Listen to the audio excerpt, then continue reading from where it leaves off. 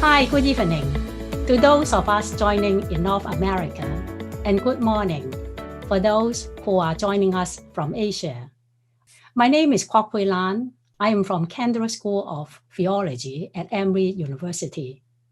This webinar, The Election, Faith, and Asian Americans, is sponsored by PAN-AUTUMN.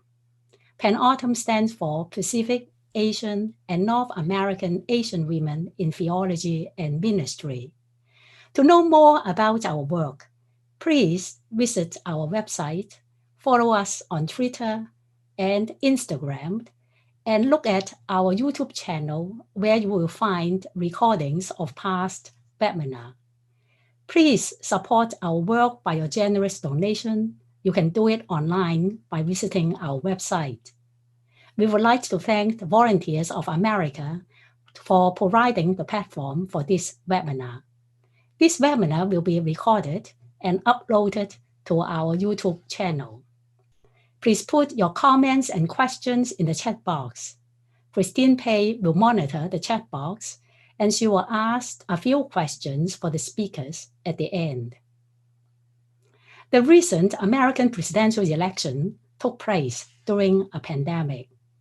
More than 150 million people cast the ballot this year. President Donald Trump is contesting the outcome. According to the exit poll, Asian Americans make up 4% of the voters, and about 61% of them voted for former Vice President Joe Biden. We are so glad that Senator Kamala Harris from California will be the first Black woman and woman of Indian American descent to become the next vice president. However, in our news and commentaries, we have seldom heard Asian Americans' participation and Asian American Christians' response to the election.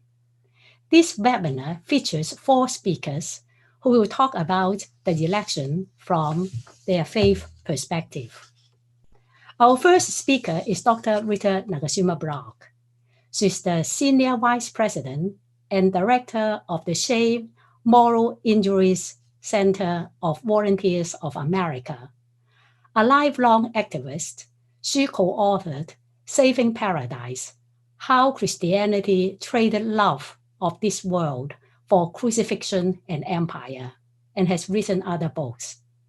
Rita serves on the board of PAN-AUTUMN, and I would like to ask her to briefly introduce PAN-AUTUMN.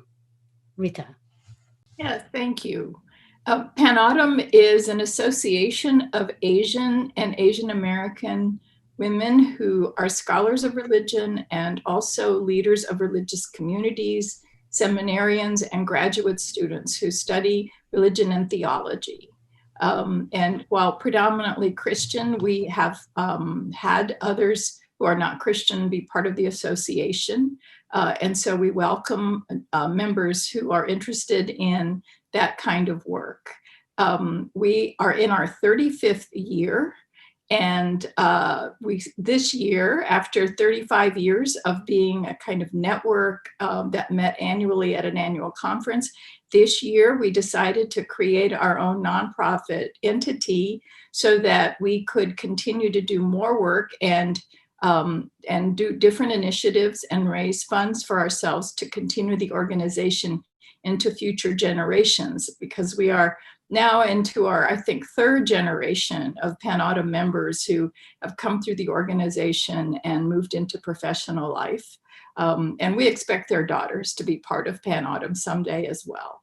And so it's been one of the great gifts of my life to have been part of PAN-AUTUMN from, I think, the 2nd year that PAN-AUTUMN at the time was AWT, Asian Women Theologians, met in Connecticut under the help of Letty Russell and Shannon Clarkson.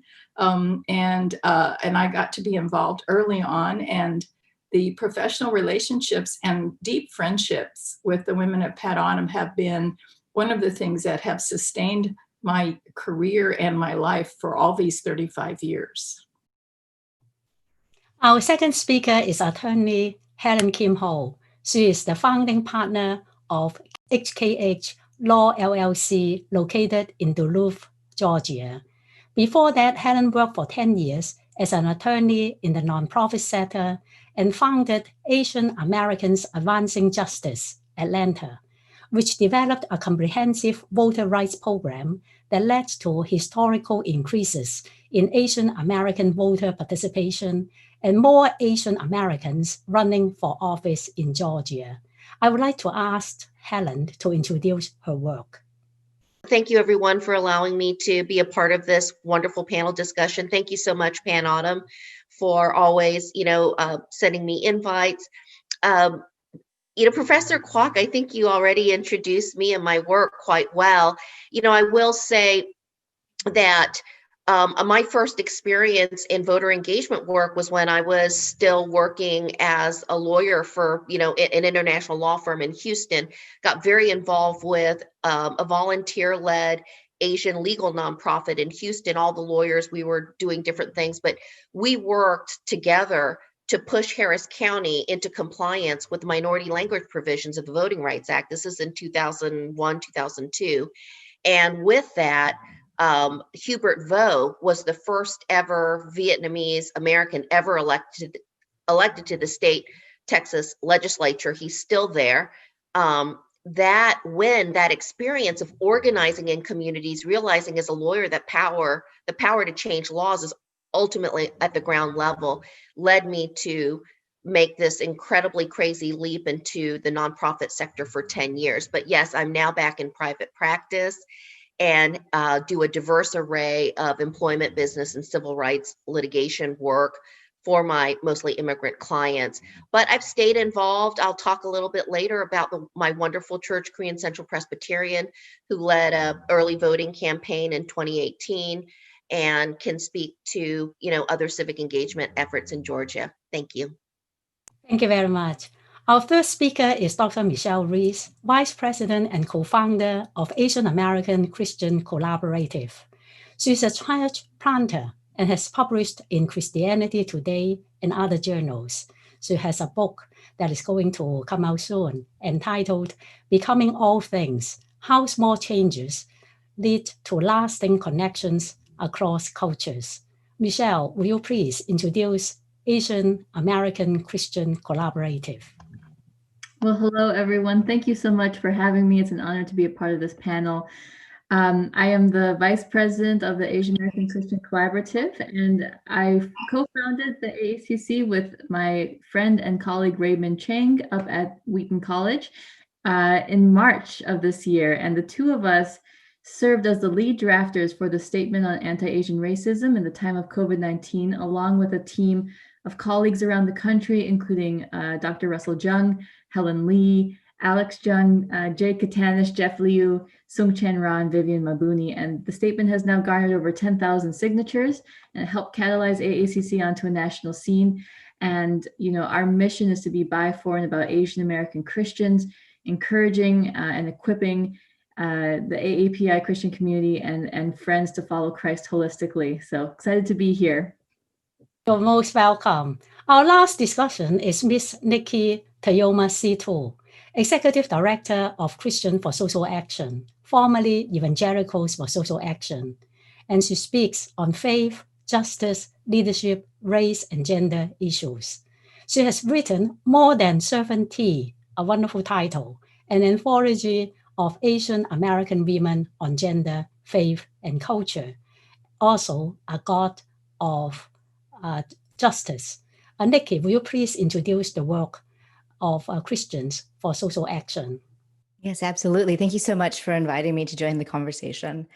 Christians for Social Action is an organization of scholar activists who are working to stir the imagination for what a more full expression of Christian faithfulness looks like and what a more just society looks like. Part of the work that we did this election season had to do with engaging evangelical or evangelical adjacent voters in Wisconsin, Michigan, and Pennsylvania. And then I'll be happy to share a bit of some of the work that I did with API leaders. Thank you very much. Instead of asking our four speakers to give short presentations, we will be doing some think like a Sunday news show format. I will interview them and asking them questions. So the first set of questions will be about election results and Asian American Christians. And my first question for you, Michelle, what do the election results tell us about Asian American voters, and especially Generation C voters in particular? Yeah, definitely. Well, we knew going into the 2020 election that Gen Z, people of color, and Asian Americans especially would have a lot of sway and power. Caucasians, millennials, and all older generations accounted for a much smaller share of eligible votes than in 2016. And this reality is at least partially linked to immigration and naturalization patterns. You know, AAPIs are the fastest growing racial group in the US, and 1 in 10 eligible voters in the 2020 election were born outside of the US, which is the highest share since at least 1970. Now, that being said, as Dr. Kwok mentioned at the beginning, 61% of Asian Americans and Pacific Islanders backed Biden compared to 34% who supported President Trump. And in fact, this election saw a record-breaking number of Asian American and Pacific Islander voters turn out to vote for the next president. And recent data has revealed a 310% increase in AAPI early voters, from 4 million in 2020 compared to only 1.25 million in 2016. So no doubt the Biden campaign targeted the AAPI electorate through local ethnic media ads, virtual bus tours, progressive views on everything from healthcare, the environment, gun control, played a large role in Asians leaning towards the Democratic Party. And of course, Harris's appearance on the ticket also sparked more excitement in the South Asian community. But I will say there was still a fraction of AAPIs that supported Trump. This year, Trump appeared to gain support, particularly among Vietnamese Americans and Indian Americans. Part of this is because of Trump's seeming willingness to confront China, which resonated with some Vietnamese American voters because of their country's imperialist efforts in Vietnam. And then, of course, Trump's support of President Modi garnered support from a segment of Indian Americans. But I'll say this. These statistics speak to the range of ideological and ethnic diversity within the Asian American community.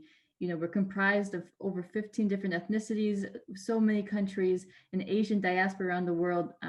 Plain and simple, we're not a monolith. And the results of this election and how AAPIs turned out to vote are proof of that. Thank you very much. Now, Helen, you have helped to register and get out the vote of Asian Americans in Georgia since 2009. Were you surprised to see Georgia becoming a new battleground state for Democrats this year? What factors do you attribute to the so-called blue wave in this historically conservative state? Yes. Well, first of all, I'll say, woo! Okay, that's it. It was really exciting. I mean, part of me was a little bit surprised. If you've done organizing work in the South for as long as I have, you learn to temper your optimism. But I'm not surprised. Ultimately, the answer is I'm not surprised. If anything, it's a long time coming for Georgia and the residents of our state to get the attention we deserve. You know, when I think about the factors, I know, a lot of news, the shiny ball is, oh, the diversification of our state automatically made this win happen. And I am not a believer that demographics automatically mean destiny around voting. What outsiders saw this year in terms of the result is actually based, in my opinion, upon years and actually decades of on the ground, consistent voter engagement work by various groups, volunteered staff, including my nonprofit and others, to slowly build up a new voter base, like literally bringing new voters into the fold and thereby diversifying that base. So that was one factor. But, in all honesty, I think there are three other factors that were much bigger. First major factor, which ties into the other two, Trump winning. I mean, I know most people that I know were devastated that he won in 2016, but in many ways, without him winning, I honestly don't think that so many people, lots of people that were uninvolved in politics or uninterested, that those people would have woken up and gotten involved without actually fear And this is a sad thing. I want to bring this up since this is a faith discussion. It's nice to believe that hope is what moves people to action, but it's fear. And that's not a partisan statement. That's a human statement. So I think when Trump won, it really signaled for a lot of people that something was amiss in our government, woke people up, lots of people got involved, one. Two, I think because of Trump's elections, a lot of philanthropic foundations who are traditionally very slow to give money, very tight-fisted, they got scared. They got the crap, they were scared. I won't say the curse word. And they started loosening their belts. And all of a sudden, more money, bigger grants to a lot of civic engagement nonprofits, which helped all nonprofits scale up, do a little bit more work. And I'd say third, in particular in Georgia, John Ossoff, who's in a Senate runoff, he, had a close win in 2017. And then Stacey Abrams, my dear friend, had a close win-loss for the gubernatorial race in 2018. And I think those two races locally finally gave people hope that the opportunity to turn Georgia blue could be happening right at that moment. And that too, those two very high-profile races, again, brought even more dollars in investment to our state, specifically with, campaign dollars. And that benefited a lot of down ballot women of color and minority candidates who decided to run, and there was more money to spread around. So I think, I don't want to say thank God for Trump, but kind of in a way. I mean, it's hard not to think of what happened in Georgia in the elections this year without Trump's election in 2016. Thank you very much. Rita, for religious and community leaders, what do you think will be one of the most important challenges for addressing the aftermath of the last 4 years? I think that there are a lot of challenges for community and church leaders, partly because the lifeblood of those kinds of organizations is people meeting together. And the kind of communities that form from human contact. And to have to be isolated and do everything online for such a long time, I think have frayed some of those ties that knitted the communities together. And those frayed ties will also be compounded by the layers of trauma that so many people are now accumulating from not only the pandemic, although many people know someone who had it and may be struggling to recover, one of the long haulers, or even died of the pandemic. And it's of course affecting people, Black and Indigenous and people of color communities more harshly than other communities. And so that cost of the pandemic itself is a legacy of trauma that people will be carrying into anything that happens in the next year. And the other is that people also delayed going for healthcare because of the pandemic. They didn't want to be in the hospitals and be exposed. And so there's also been, there have been people who have died because they delayed treatment. And so there are other losses that people have experienced that are related to the pandemic, but not caused by COVID-19. And the other thing around all those losses is because communities can't gather to grieve and to comfort each other. There's a lot of latent stored up trauma that I think if community leaders aren't wise about these things and help people process this stuff, this will just get carried over as a kind of toxic legacy of the trauma that has come out of this horrible year called 2020. So I think that those are major challenges. And what I know is that when trauma begins to define the life of a community or a person, that trauma dominates the way they relate to the world in unhealthy ways.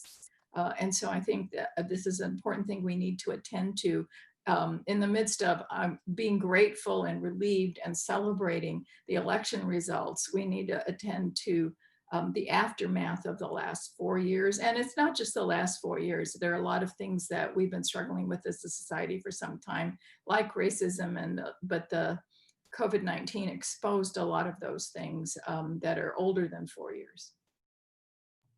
Thank you very much. Nikki, what do you think Asian American women of faith contribute to this historical moment? Yeah, I would say one of the things that's been a great encouragement to me has to see the increasing influence of AAPI Christian women. I think we have a confluence of a couple of different things going on. We have Trump, who and his treatment towards women that has sort of galvanized a female leadership voice in it, or encouraged what has already been a strong and prophetic voice. A president who has surrounded himself with evangelicals that are largely white men. We have the Me Too movement and the Church Too movement that has really eroded the moral credibility of male Christian leaders.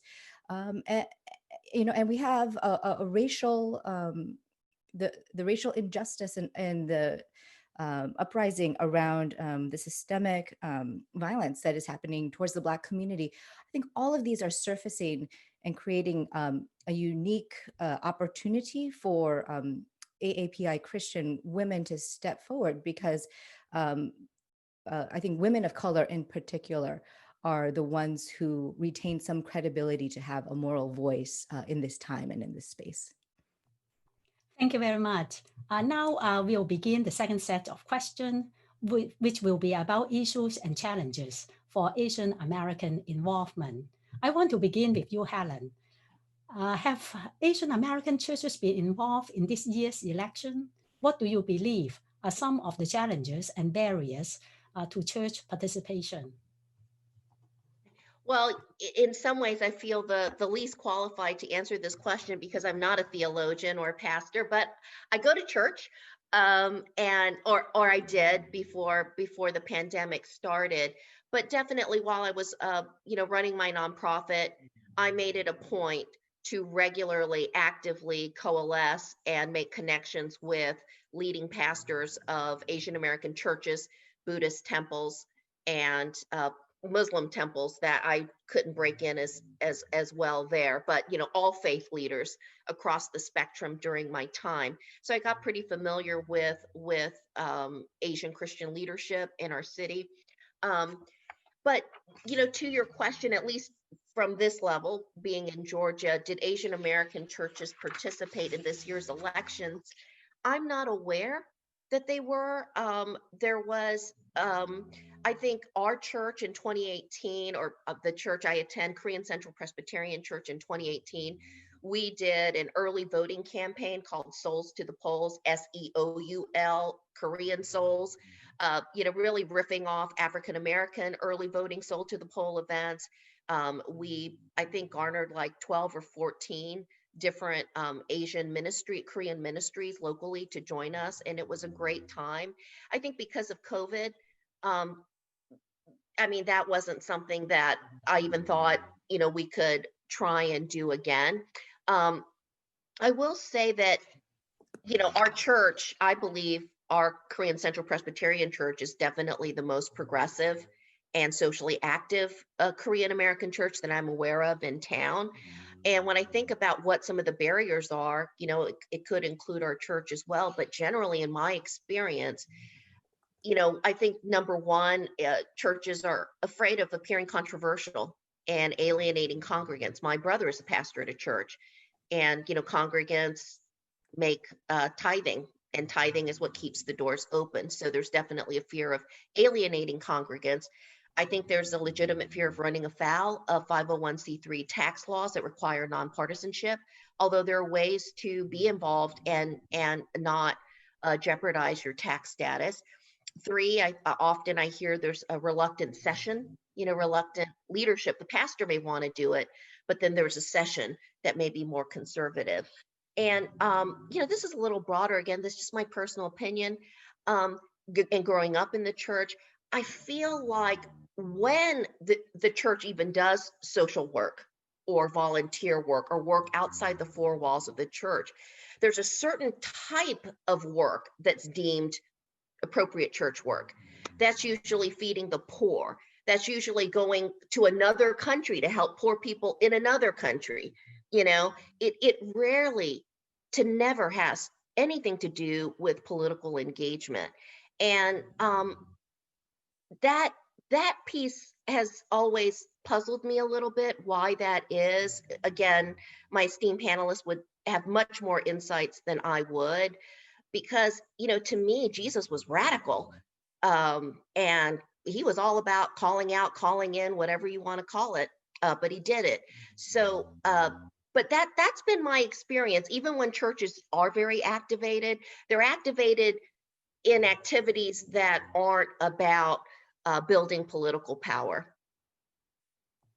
Thank you very much. Nikki, what about you? What are your observations or questions you have coming out of this election season as regards to AAPI Christians? Yeah, I feel like I came out of the election season with a lot more questions than I did a deep understanding. So I think I ran straight into sort of the diversity, particularly among generations. And so I would say that to me feels like some of the stuff I want to puzzle out. Some of the work that I was involved in had to do with creating a sign-on petition for AAPI Christian leaders in support of Biden and a accompanying press release that a community of us put together. But part of what we were trying to do with that was to really talk more about the process rather than tell people what to think. But our press release was really designed to take a look at different Asian Americans from different ethnic communities around the country, kind of geographically diverse places, and have them unpack how it is that they thought, how their faith engaged with their vote. So that was a little bit of the intention behind it. And I will say, I have been quite stunned with just how different generations have interacted with this election, how different people along denominational lines or geographies. So I come away with a greater appreciation of the vast diversity of the ethnicities within our Asian American Pacific Islander umbrella. But I would say a lot more questions than answers. Thank you very much. Rita, many progressive and religious people are movement-driven and with long idealistic goals, while political struggles focus on campaigns. How do we reconcile the two? I think it's a tricky balance, because campaigns can become rather cynical and be all about power and winning. And they can reach their goals and then not have a real sense of what is best for the people now that they have that power. And so they wind up continuing always these political negotiations and deals. And I think that, so I think that social movements are actually important. I think that people who have a vision of the future that means something to them about what human flourishing can be, have a way of thinking about the future that maintains a moral vision for society. And political campaigns can just become about winning and power and lose that moral vision. But I think the danger, if you're the visionary, is it's easy to become inflexible about how to get there. And be unwilling to compromise, because compromise feels like an erosion of a moral goal. And so I think that part of it is becoming wise enough to know how to pick battles and make those compromises. And people, especially visionaries, like clarity. And politics is deeply ambiguous. You have to give something to get something, and you have to make deals, even if you don't really like what you have to do. So I think that that's part of the price of effective leadership, is straddling both those worlds. And I think people who run campaigns need to have those movement people also working with side by side, rather than movement people being cynical about politics. I think that's what tends to happen with people who are really idealistic, is they get cynical. And that's the worst thing you can do when you have a vision, is to give up on it by getting cynical. At the same time, when you get immersed in the politics, you can just get lost about why you ever were there in the first place. So I think it's a balance. but an important balance. I think one without the other doesn't get you very far. Thank you very much. What kind of civic engagement, Michelle, and activism are you hoping to see within the Asian American Christian community moving forward? Yeah, so first I want to just briefly mention that Asian Americans and Asian American Christians have long been politically engaged in this country, and Asian American women especially. And I'm thinking of folks like Yuri Kochiyama, Kamala Devi Chattopadhyay.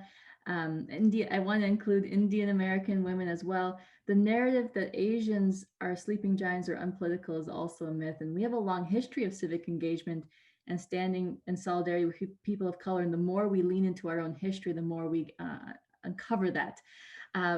So beyond that, it's equally important for us to understand that there's more to civic engagement than just voting in a national election every 4 years, right? A lot of our policies and laws are determined at the state level. And as Asian Americans, we need to ask ourselves how we can use our own voice, capacities, and resources to change the political landscape. So I was speaking with Dr. Russell Jung earlier today, and he mentioned that as Asian American Christians, we must strive to be advocates and champions of the Asian American community. So for marginalized Asian Americans who don't have access to English, we can help promote language services and language accessibility. A recent study showed how Blacks and Asians are more or the most susceptible to getting COVID-19, and Asian American deaths are high right now. And not only that, but many Asians have lost businesses because of the pandemic. And then of course, there's the anti-Asian racism that we've been combating. Asians are some of the richest and some of the poorest minorities in this country. We have the greatest economic disparity of any minority group. And so we need to figure out what kind of economic relief our community needs. Mental health services are required. We can also figure out how to expose structural inequalities for the Asian American community. These are all things that I'd like to see Asian American Christians getting involved in. And we can exercise stewardship and responsibility over our own people. And a good first step is getting involved with organizations in our city that are already doing that kind of work. It's hard to get involved politically if you're not part of an organization. So figure out who is already helping care for the poor and vulnerable, the immigrants and refugees, and get plugged in there. Build relationships with your councilmen and women, know who your mayor and police chief are, know who your senators and representatives are, and find ways to talk to them, share stories of your community, and advocate for reform. Thank you. So we come to the last set of questions, which will be looking ahead. I want to start with you, Rita. What do we need to do to strengthen Black, Indigenous people, and people of color political coalition work? That's the great question, right? Well, I think the ways that people have, I've been surprised. Let me start by saying, I've been surprised by the power of Black Lives Movement in the middle of a pandemic. I think the largest social movement in US history, and it's the most diverse, which is shocking. And yet I think we see hope that people do show up to support social movements when it's not their group that's affected. So there were towns in California and in the South where there were no Black residents or just one or two, and the white people organized Black Lives Matter protests. And I saw many races when I went down to Black Lives Matter Plaza here in Washington, DC one afternoon for a protest. The diversity of the crowd was the most I've ever seen at any kind of social movement. And so I think people have figured out we have to support each other. We have to show up. And so that's something I thought would take a lot longer to have happen. And so I think that part of that was just people were feeling penned up because they couldn't get out. And this was a good reason to maybe take a risk and be out. But that people had the courage to do that and made that decision is a real blessing to our society, I think. And so I think we've already begun to learn that we don't all have to segment ourselves into our own special causes, that we can support each other and grow movements and show up. Thank you. My next question goes to Helen. As a Christian and former nonprofit executive, how important it is for Asian American Christians to get involved in civic engagement efforts? I think it's absolutely essential. And let me just say, for me, fundamentally, I frame a lot of the work that I do as a matter of human rights. And when we think about what is human rights or what is humanity, even if you weren't raised in the church or you're not religious at all, everybody in the social justice movement fundamentally believes that people, all of us somehow through time and space and despite geography, are connected in some way. And that connection is obviously spiritual. People talk about generational trauma, etc. But the positives are also that spiritually somehow we are connected and share in many ways a collective destiny. So, I feel that fundamental basis of the idea of human rights, in my opinion, is getting slightly eroded. I'll say in my time in the nonprofits, I started a secular nonpartisan nonprofit, so I did not speak actively publicly using my nonprofit platform about my faith. But I sense that, and I still see that today, that a lot of kind of mainline groups, progressive groups, are kind of, more and more pushing away or against affiliating, identifying, messaging in line with faith or values. And that breaks my heart, because I'm a student of the civil rights movement, and the historic civil rights movement in America was led by Christians, by pastors. As we know, we dubbed it the social gospel, when you're doing God's work outside the corners of the four corners of the church walls. And so I feel like this is, we're at an inflection point. I really do, politically. Biden's going to come into office. There have been several states that have been flipped blue, but building on Rita's incredible insights and commentary, it's not enough just to win a campaign. We are trying to build a movement, and any movement is fundamentally built on faith and spirituality, whether you identify yourself as a Christian or not.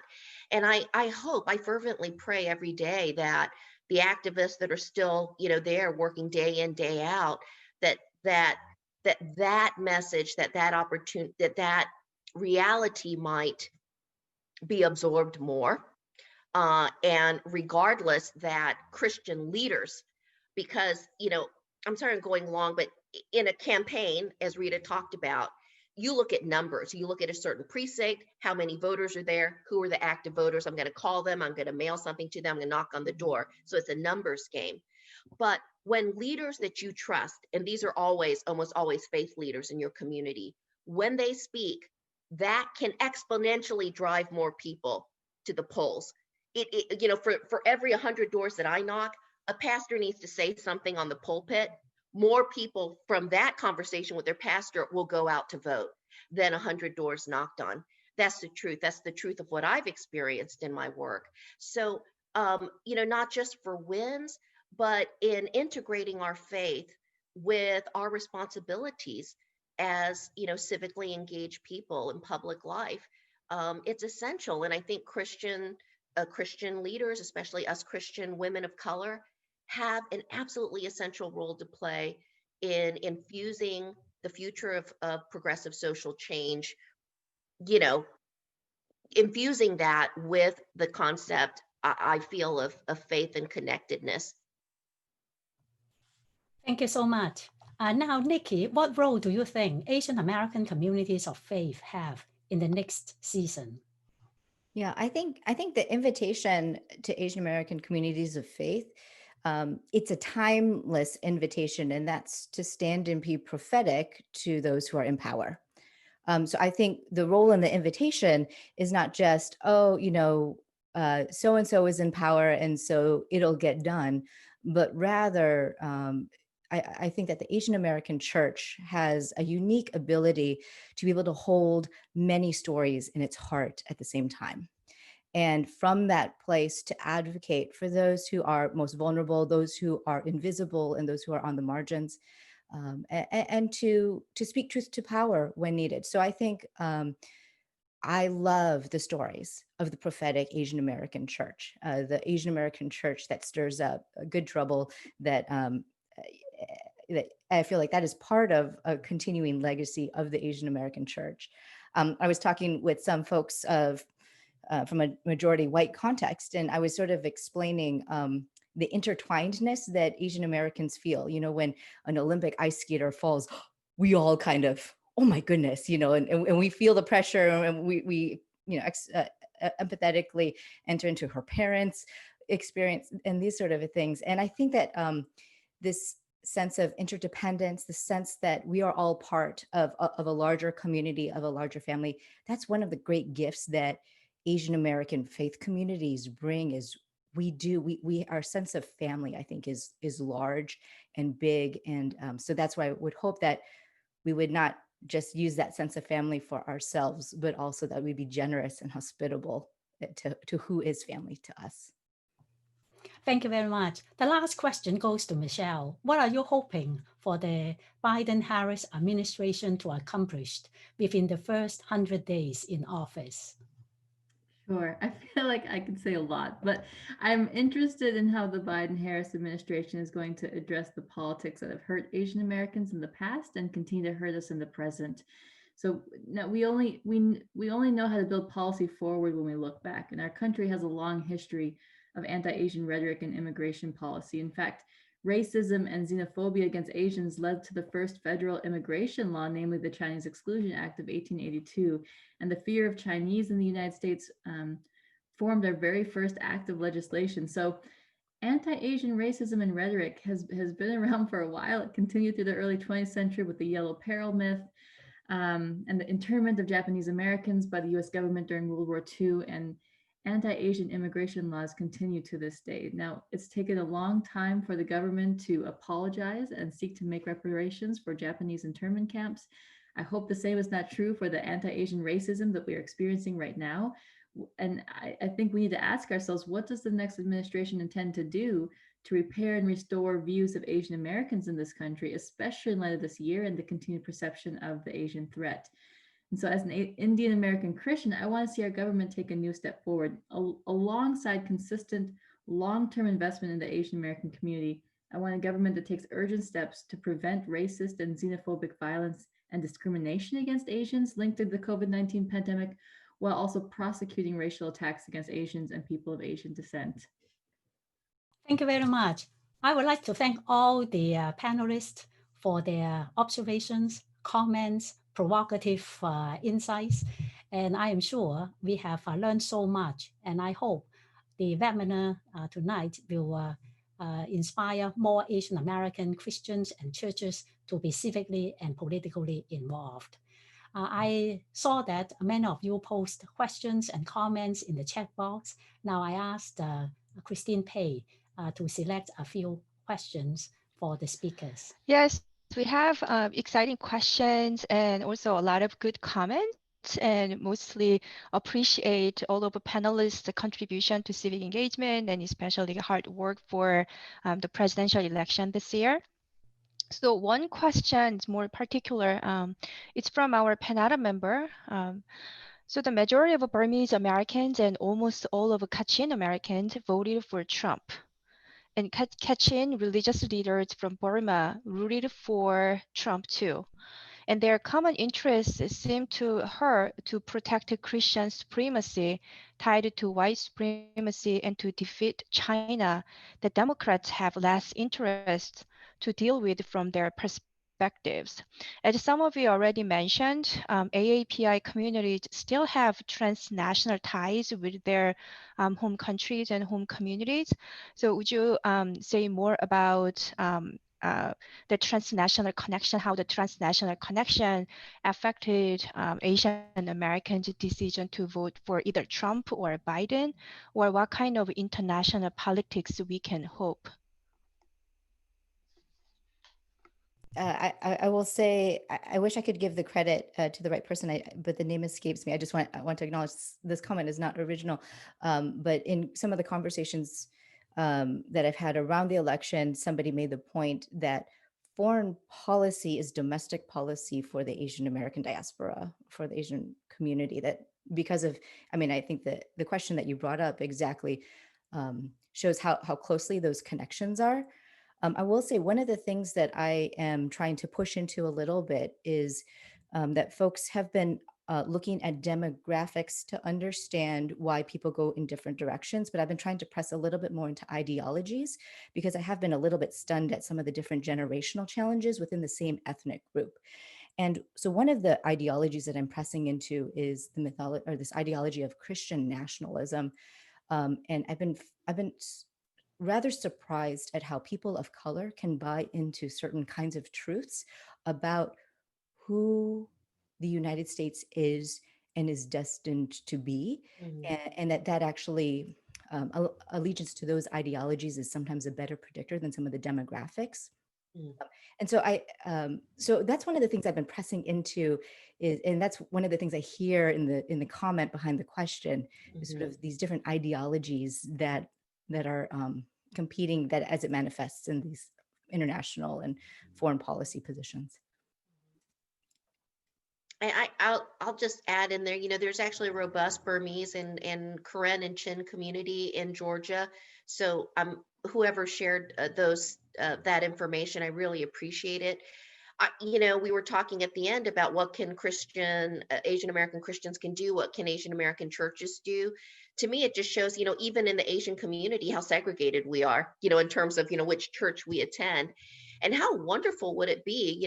We started to do that in 2018 through our church and our early voting, but to, have pastors reach out to each other, maybe have more round tables as Christian leaders, Pan-Asian Christian leaders, to talk about ideology, to talk about how faith translates into life, because I doubt a Burmese pastor is going to listen to a lawyer like me, but to a peer faith leader, I think they could, there might be a chance, to have a really honest, thoughtful conversation that could hopefully, bring those communities together. We also have some questions related to some practical steps we can take from here. So some participants ask questions of what steps we can take in repairing evangelical Christianity in post-Trumpian era, and also what kind of actions, particularly AAPI churches, can take in order to move forward beyond this election. I think, me personally, elections are no surprise. We know the dates years in advance. We know when the next election is going to be, and the next one, and the next one. So for church leaders that are serious, about this question, I would say, don't wait 1 month before someone starts asking to come visit your church. Maybe start having a series of conversations with your session and your associate pastors early on. Try and figure out what are your official parameters around political engagement. One way is, hey, if you say yes to Democrat candidate X to come, just make sure you open that invitation to the Republican candidate. They may not show up, but the fact that you invited both, you're not going to jeopardize in any way your tax status. That's an example. So I think really the answer is, are church leaders really serious about it? And if so, just like anything, you start talking and planning early. And that's pretty much what I think it takes. And I think that with churches, pastors speaking with other pastors, it goes a tremendously long way. And I know that's political and that's hard, but I think that's the way to go. I think there's a kind of paradox operating around evangelical Christianity and the political interest in converting evangelical voters over to the other side. And that has to do with there are certain kinds of religious communities and ideologies that have a high control factor, where the walls are high and the person that's the leader has a lot of sway, and people don't stray beyond the walls of where that leader goes. And I think evangelical Christianity is like that, but there are other ways that communities can be like that. An immigrant community can have high walls because of fear of the world around them, and the leaders in those communities have a lot of sway and say. And that's different from communities where people feel pretty free to have their own theologies or opinions, and they may not even share the pastor's ideas about things, but they belong to the community, and that kind of freedom of thought is tolerated or even appreciated. And so there are different kinds of religious communities, and it makes me, well, first of all, I don't think those high-walled communities are easy to convert anyway, unless you can convert the pastors or key leaders in those communities. And that takes a lot of effort, and it doesn't usually happen because of issues. It happens because of a switch in belief, or those walls are pretty deep. But the paradox of that is, in a democracy, I would prefer that people in churches didn't do what their pastors said, but actually thought about it for themselves, and the pastors encourage that kind of thoughtful, critical assessment and thinking, rather than having communities, like trying to recruit communities where the pastor tells them what to say or do. So I think that there's a kind of paradox in political organizing around especially evangelical Christianity. I haven't seen any numbers, so I don't know, but there was an API Christians group that was largely evangelical, focused on trying to turn Asian American Christian voters over to Biden. So I don't know what the numbers are, whether in 2016 and 2020 there was much shift in evangelical Asian and Asian American voters as to which party they voted for, or whether they might have voted down ballot on some things from one party and present a different one. I don't think anybody's crunched those numbers in terms. It's sort of like API Christians are such a small group that pollsters often don't pay any attention. So I don't know if we'll ever know whether there was much effect of spending time and energy calling or trying to convert evangelical voters over, because I think they don't vote on issues. They vote on their community values and their belief systems. So I think that question is a troubling and difficult question to grapple with, I think. I'll speak as someone whose organization works with evangelicals, post-evangelicals, and evangelical adjacent. I think one of the things that I would say is that for folks who identify under that evangelical umbrella, the thing that they should probably know is the common perception is that evangelical Christians are willing to tolerate racism and bigotry in order to get certain Supreme Court justices or judicial nominees or religious liberty. Is that true? Is it not true? If you're under the evangelical umbrella, you're going to need to show with your actions, not your words, that evangelical Christians care about racial justice and do not tolerate racism. And the way to do that is not to talk about it, but it's to look at your pocketbook, your calendar, your phone. Who are the contacts that are there? Could an investigator who is trying to prove that you are anti-racist, would there be enough evidence without you actually having to say something? Would there be enough evidence in your actions and your resources to actually prove that you are not, or that you are an anti-racist? I just want a quick add to that too, in the question, what steps can we take in repairing evangelical Christianity? I'd be curious, what does it mean to repair evangelical Christianity? Because there's a reckoning coming, and the evangelical church needs to stare its own complicity with racism in the face. There's a time of confession and reparation ahead. And beyond that, the evangelical church, the American evangelical church, needs to reclaim the multicultural components of the Christian faith. American evangelicalism in many ways is flat, except for the immigrants coming into this country and enriching it.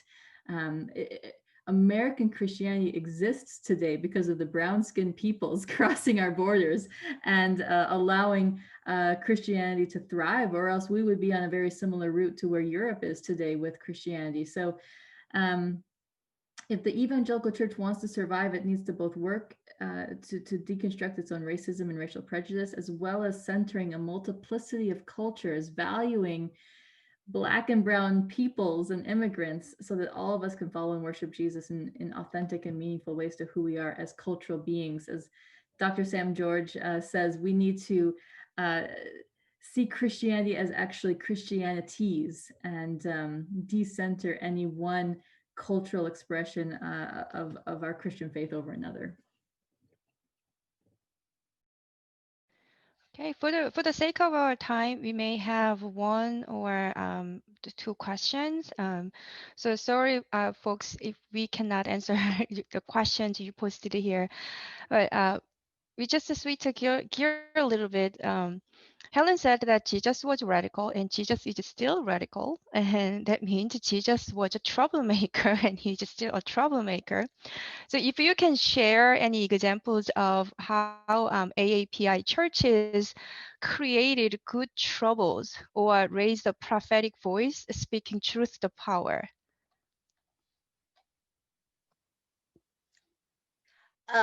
Recently, I guess, what examples do I have of Asian American churches speaking out? Is that the question? The questioner did not specify the time, but it can be any examples. Yeah, I wish I had a plethora, and I don't. Doesn't mean that there aren't. Just means I'm not fully apprised of everything that's happened. But you know, I am just so honored and blessed to have found Korean Central Presbyterian Church, led by Reverend Byung-Chul Han, in Doraville, Georgia, and Reverend Kevin Park and Irene Yang lead the English ministry for our church. So, it was kind of a controversial move for our lovely, but, kind of medium to small church to lead such an ambitious effort to get out the vote.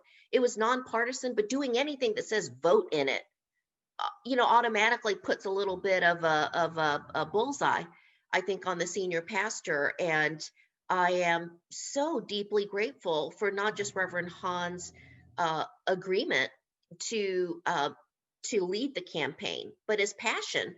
And we would not have gathered as many ministries as we did without him.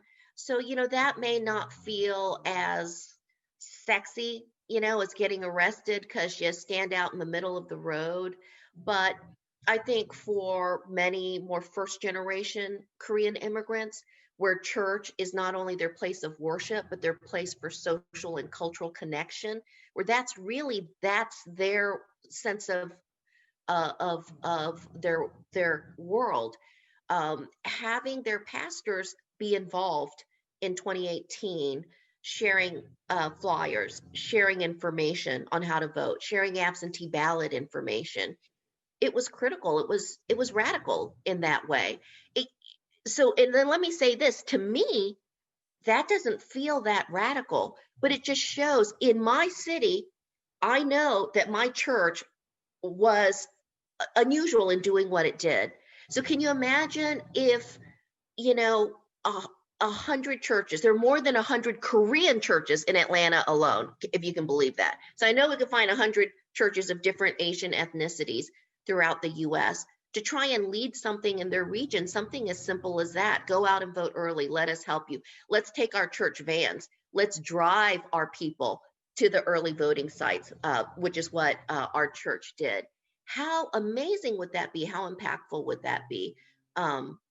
So to me, that's my latest and probably favorite example, because it comes from my own church.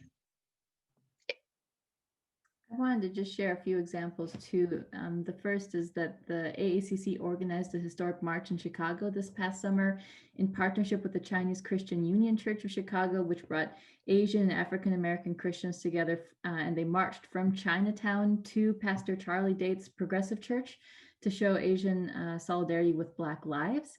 And the second is that, so my husband and I were church planters in Austin, Texas. Our church is not a historic historically Asian church, but I'm Asian and we have Asians in our church. We are a minority-led multicultural church, and part of our vocational ministry is the pursuit of systemic justice for our neighbors and community. And so in the past year, we've stood shoulder to shoulder with local Black pastors to plead for the retrial of Rodney Reed.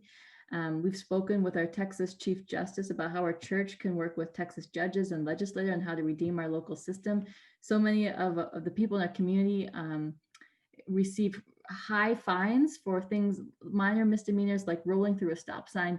It's like $400 or $500, and they can't pay it, so they go to jail for a week or two, and then that's on their record, and it becomes a snowball effect of their life opportunities and choices. And so trying to reform that. This year in the time of COVID-19, we've spoken with our police chief and mayor about reforming police tactics in our city. We've also partnered, speaking of Atlanta, with Terrence Lester of Love Beyond Walls to set up hand washing stations for the homeless in Austin, and then also across the border in Matamoros, Mexico. And so a lot of these things are just because of the relationships we're building with community leaders and with our civic leaders in our city. The more you're connected to your civic leaders, the more you'll be able to partner to care for the needs of your city. And let me just say, Michelle just proved my point.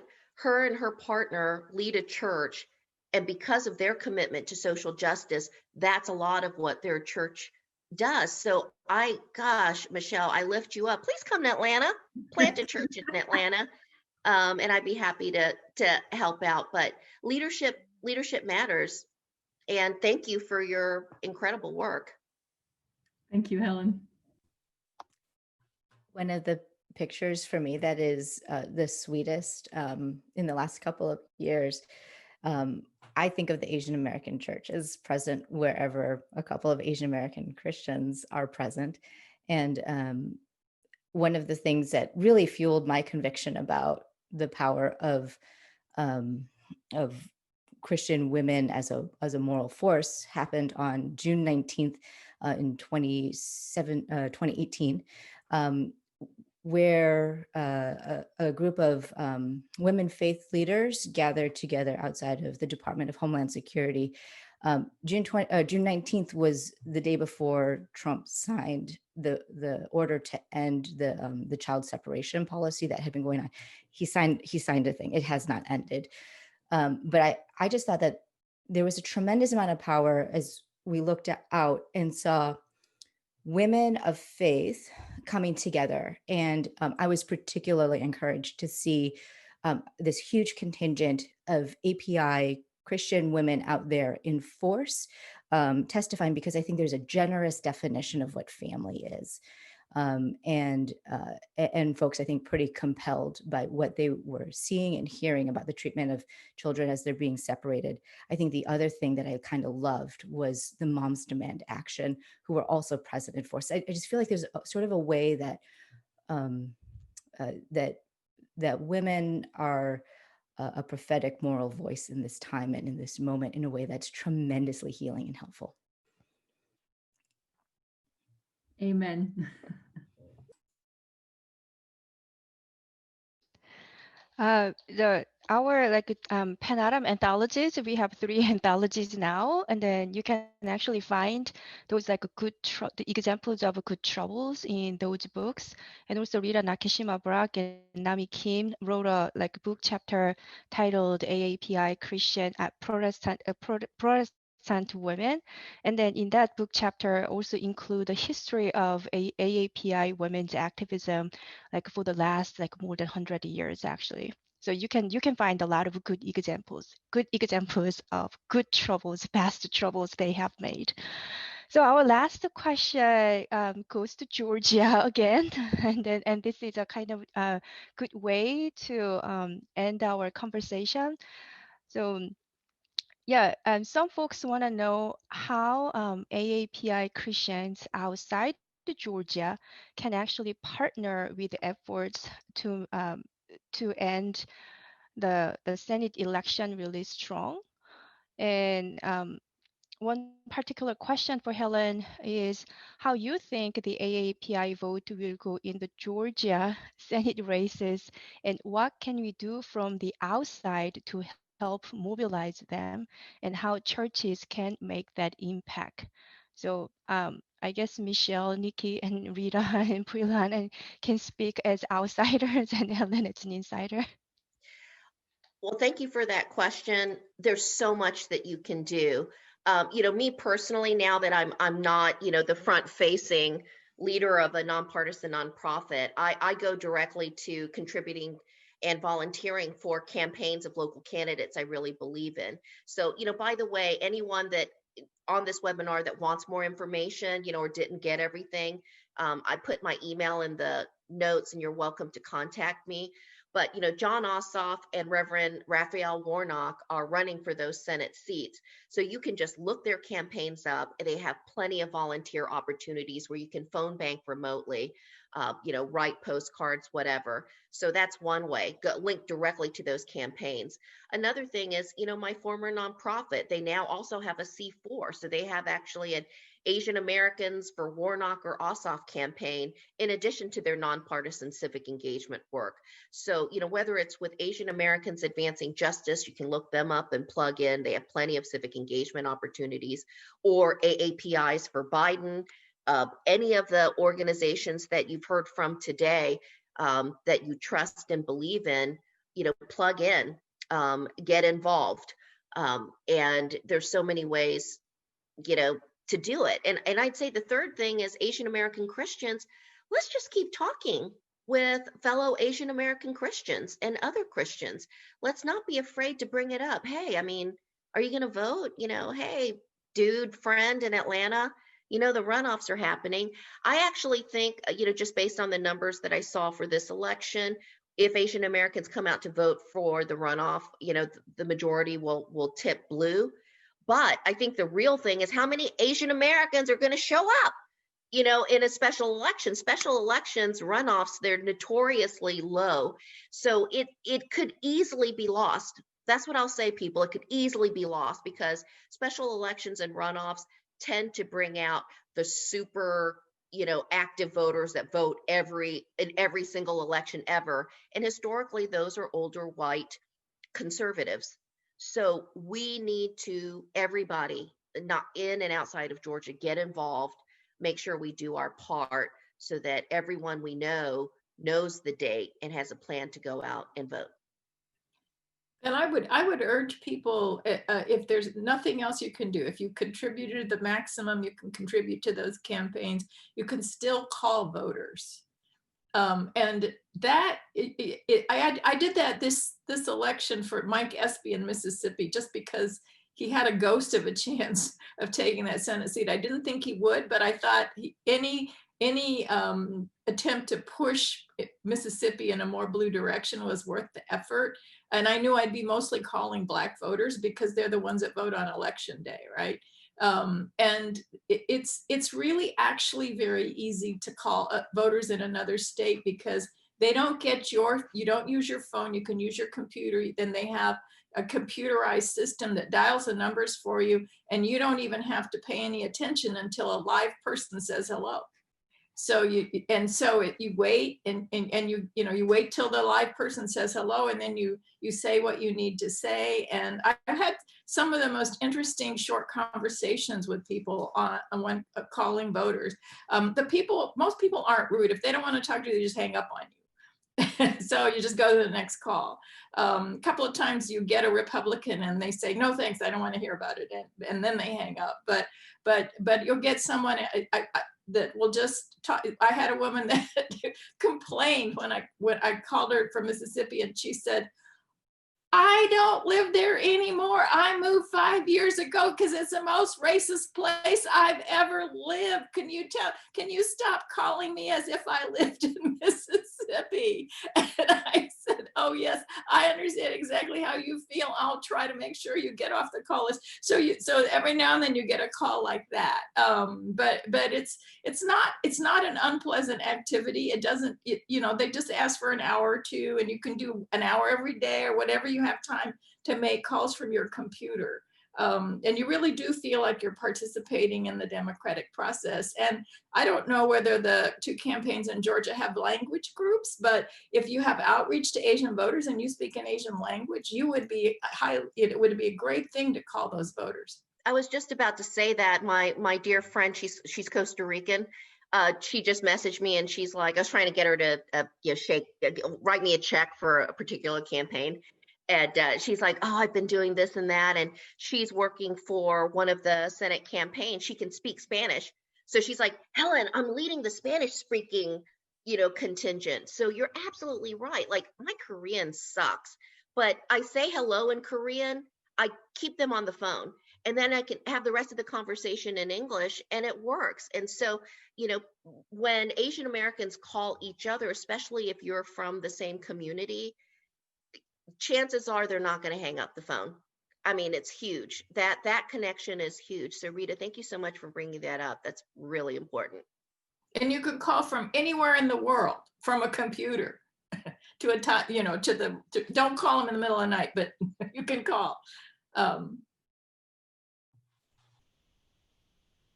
Because of time, I would like to thank the speakers for this wonderful webinar. And I also want to thank everyone who joins us this evening or morning from Asia.